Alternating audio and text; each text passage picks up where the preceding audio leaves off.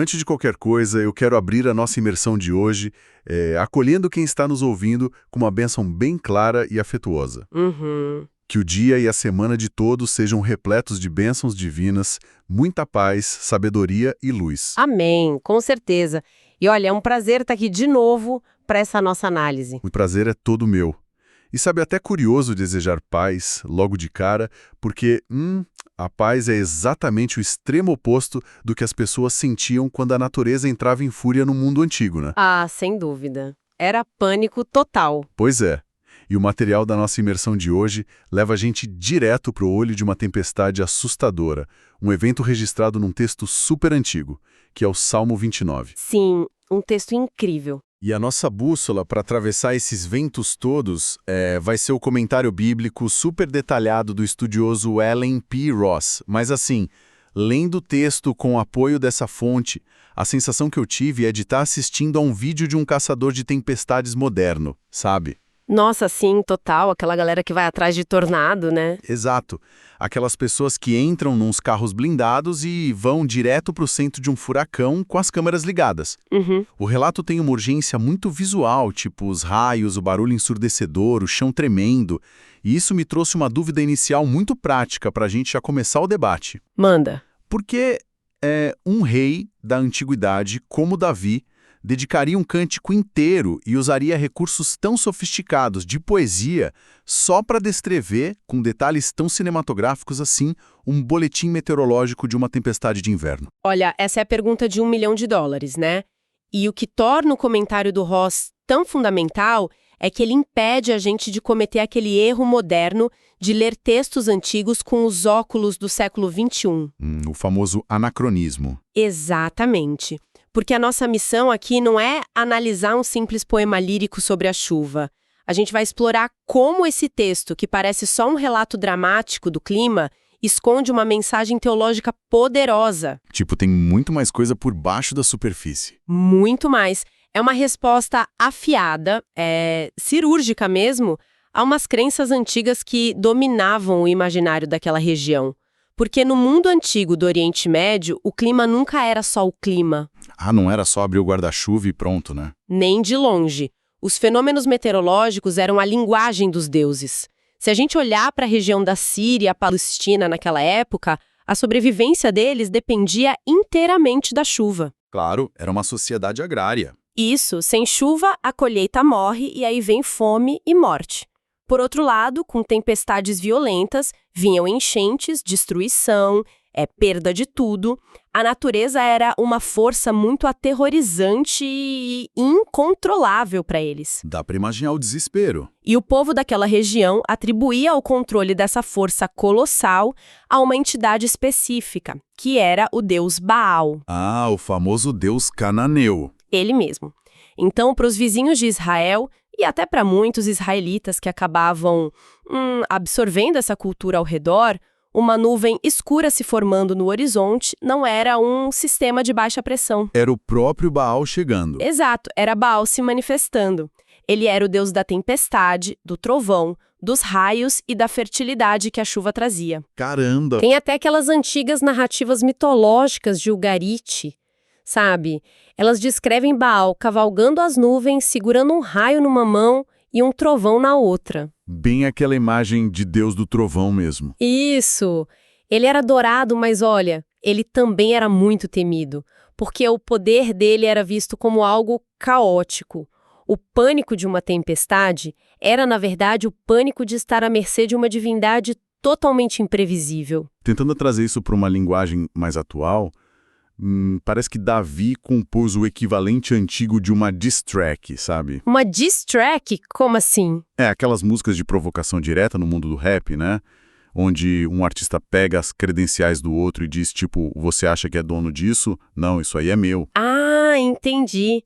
Nossa, é uma ótima analogia. Porque Davi olha para todos os poderes que o pessoal atribuía a Baal, o controle das águas, os raios, o barulho, e escreve um hino dizendo abertamente: olha só, quem tem o monopólio sobre o clima é o nosso Deus, o Senhor.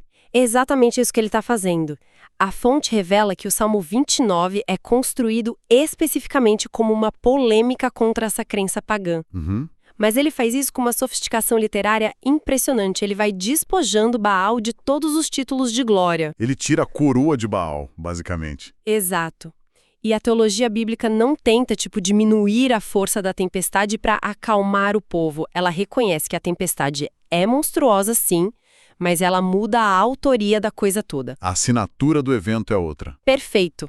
A tempestade não é Baal demonstrando força, é o Criador, o Deus de Israel, demonstrando a majestade da sua criação. Agora, se isso é uma canção de provocação, né, essa distreque teológica, Davi não pode ficar só gesticulando no vazio. Ele precisa de provas. Com certeza, ele tem que mostrar serviço. Ele tem que provar a escala desse poder. E é aqui que a rota da destruição descrita no Salmo entra na jogada, né? Porque o texto não fala de uma chuvinha local de fim de tarde. Não, de jeito nenhum. Ele traça uma jornada geográfica muito específica e, sinceramente, assustadora. É o que o Ross destaca de forma brilhante no comentário dele. A rota é o mapa da prova. O poema acompanha o movimento real de uma tempestade de inverno devastadora que vai ganhando força.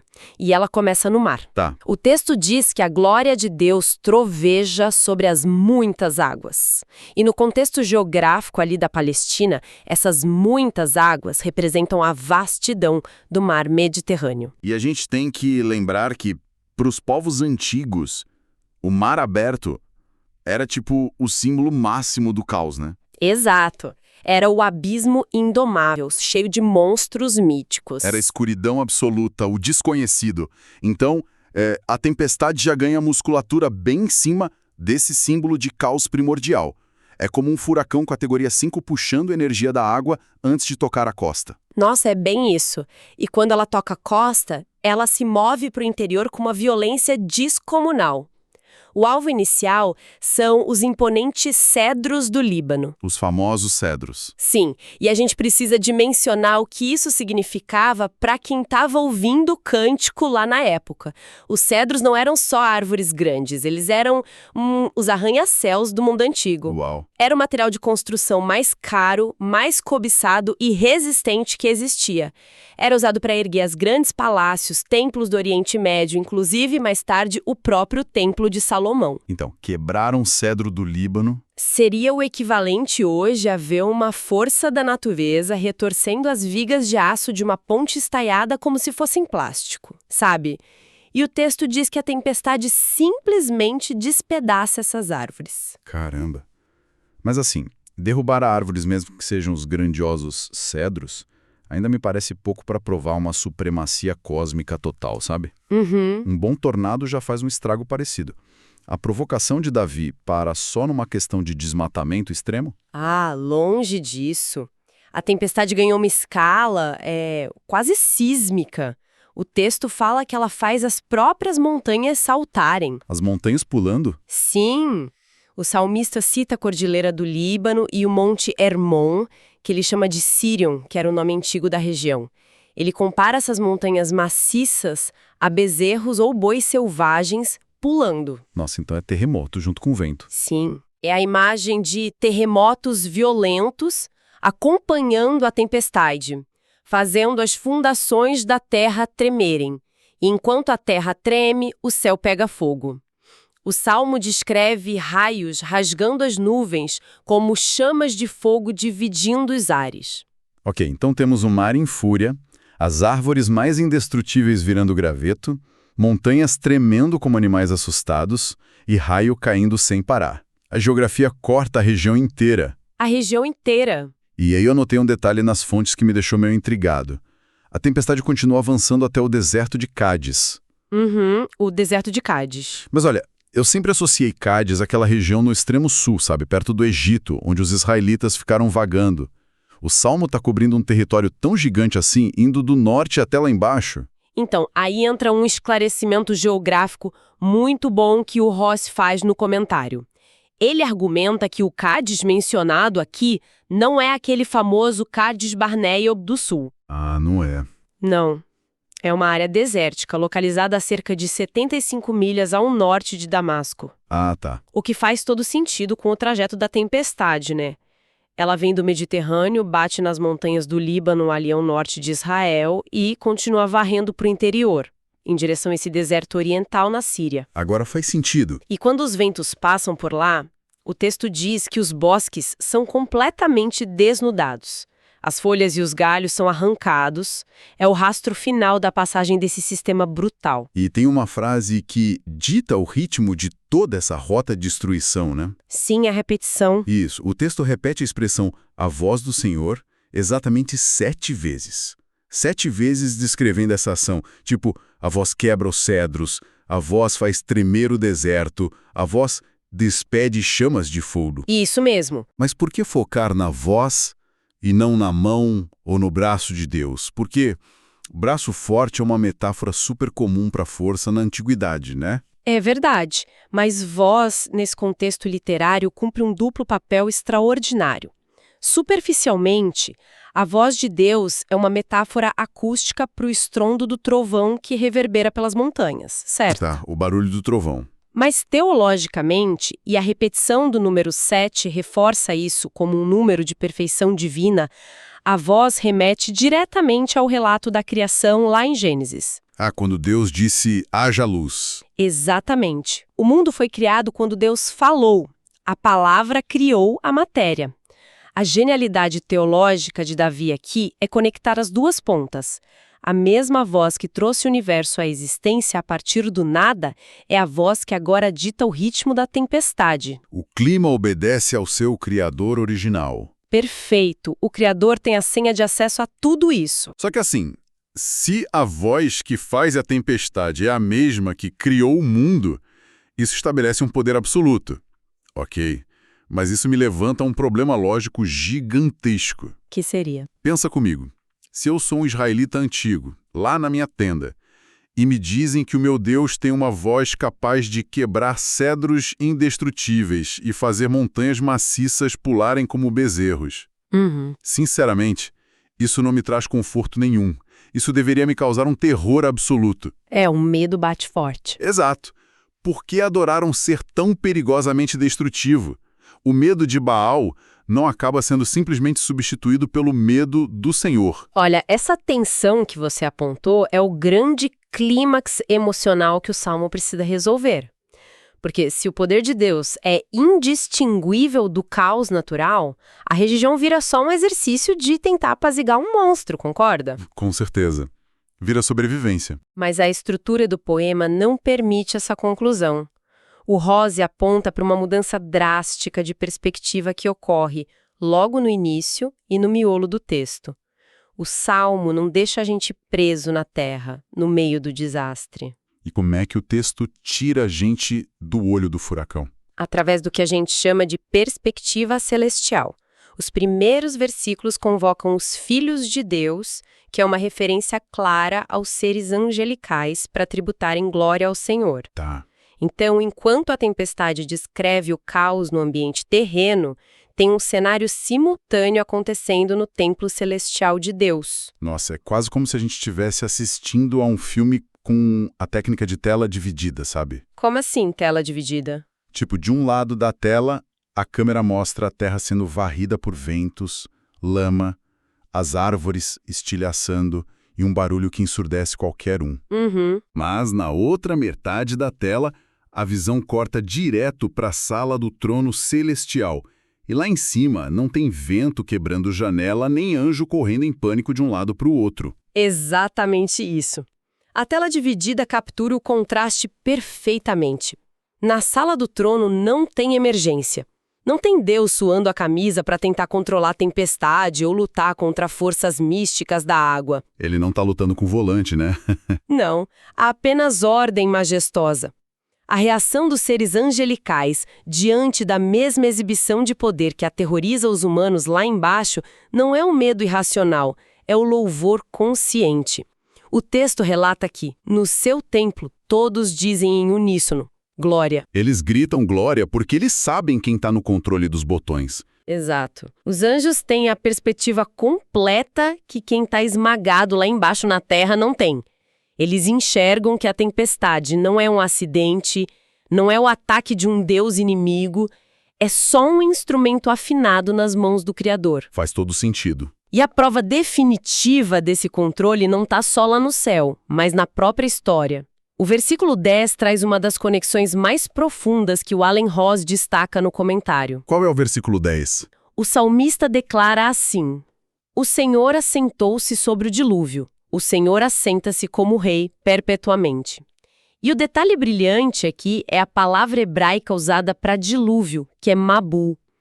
E essa palavra, ela não descreve uma enchente comum de rio transbordando. Não.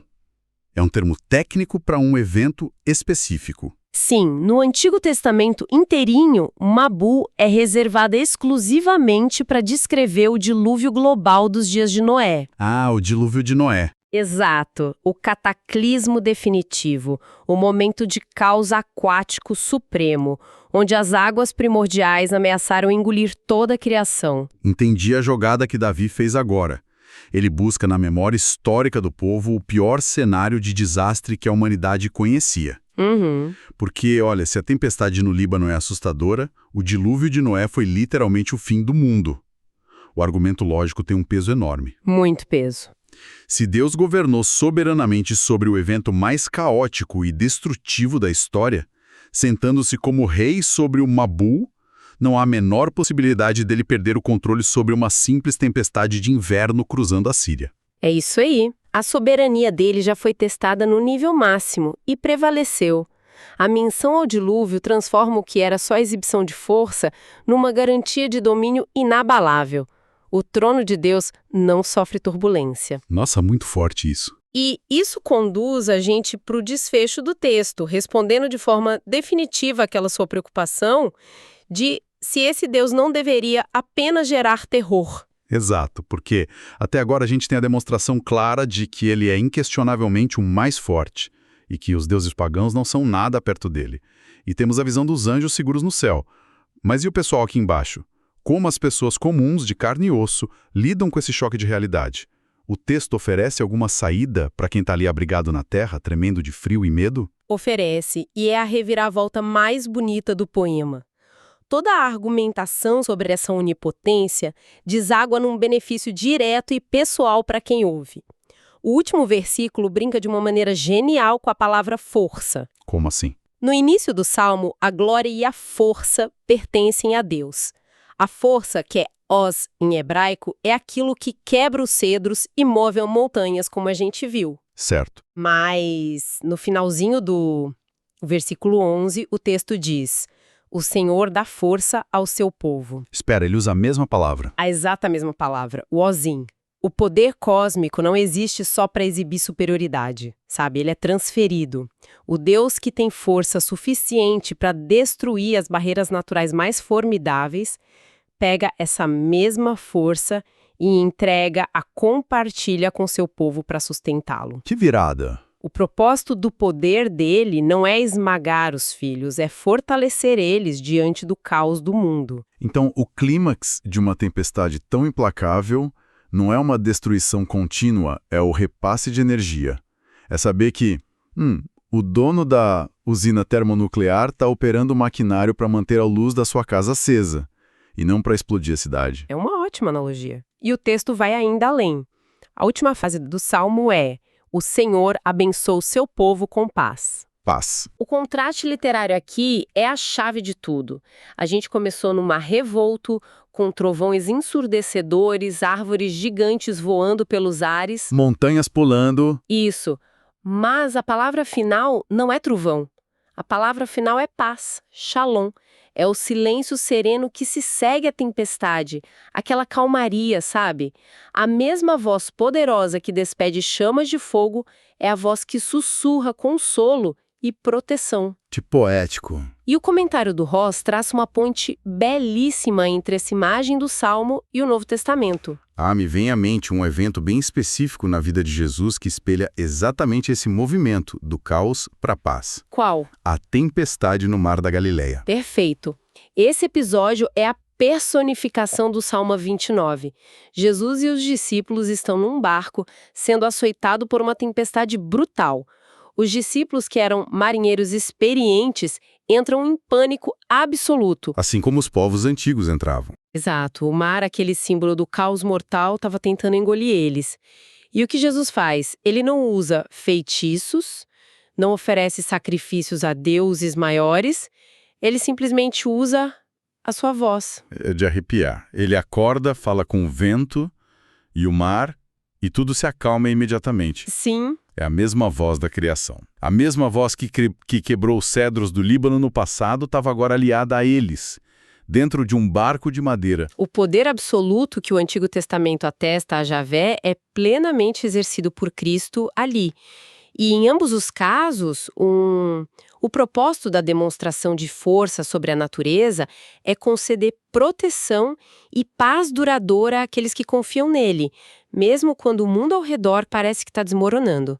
Essa é a mensagem teológica final por trás daquele boletim meteorológico. Nossa, e toda essa construção me deixa com um pensamento meio perturbador, mas que eu acho muito necessário para nossa época.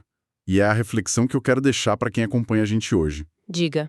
No mundo antigo, a fragilidade humana diante de uma tempestade forçava as pessoas a reconhecerem a sua pequenez, né, e a buscarem o rosto do Criador. O medo natural gerava reverência. Com certeza. Hoje a gente tem aplicativos de clima que nos dizem exatamente a que horas a chuva começa e termina.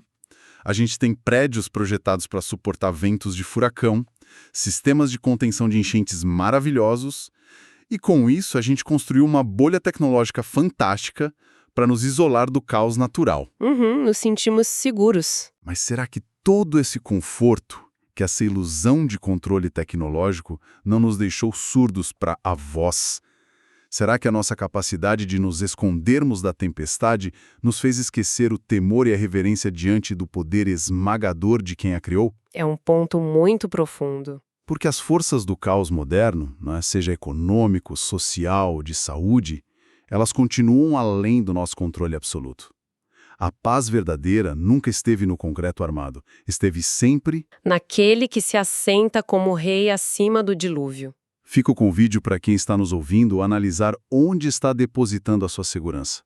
Explorar essas antigas verdades com o apoio desse comentário do Ross foi uma jornada espetacular. Foi mesmo. A genialidade de textos como esse é justamente nos lembrar de que a sabedoria antiga tem respostas profundíssimas para as ansiedades do nosso tempo. Desvendar a teologia por trás da poesia é essencial para compreender como enfrentar os nossos próprios mares revoltos hoje em dia. Totalmente. E assim a gente chega ao fim da nossa travessia de hoje pelas páginas do Salmo 29. E conforme eu anunciei lá no início, a nossa imersão de hoje se encerra com um desejo profundo e necessário para a vida de cada um. Que Deus abençoe todos os ouvintes.